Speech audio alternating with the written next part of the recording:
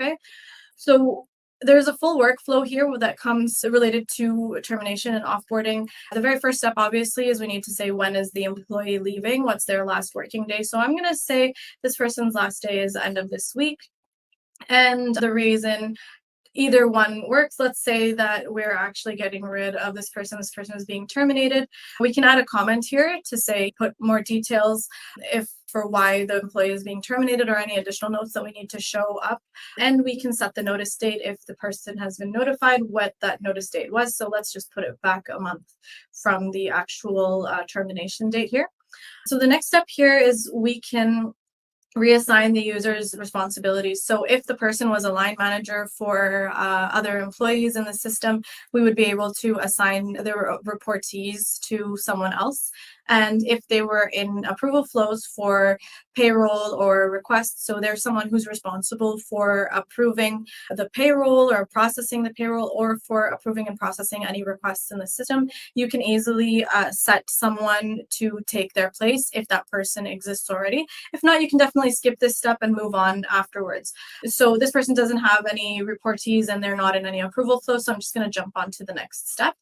And the next step, which was skipped here, is if the user has any pending requests that are from now until the termination date, the system asks you what you want to do with it. So do you want the person to still consume those days, or do you want to cancel those requests and return that balance to the employee's actual leave balance? So this is annual leave.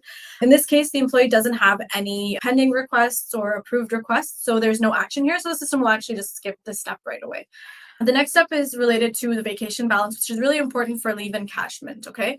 So basically we have two options here. We can force the employee to consume any remaining vacation balance they have, which means that their last working day will be prior to their termination date. Or we can say, okay, I need this person to finish handover and I'm not ready to have them leave me until their last actual date. So then I can actually set this leave balance to be encashed. So if we're encashing, you can just toggle this little dot here all the way to the end of the bar here, and then this will encash all remaining days. So if you notice down here, this changed. We can do it again really quickly. If you see the total days consumed, so total days consumed will change as you toggle this up or down, and then leave encashment will change. And as you change the consumed days, the last working day will be adjusted as well, because again, when we're saying that the employee is going to consume these days, the employee is actually going to be on vacation until their termination date. For the sake of the example here, we're actually going to encash all of the remaining leave days. So you can see that the calculation has been done. And so this is the basic salary divided by 30 days to get the daily rate times the total number of days the employee has accrued. Okay.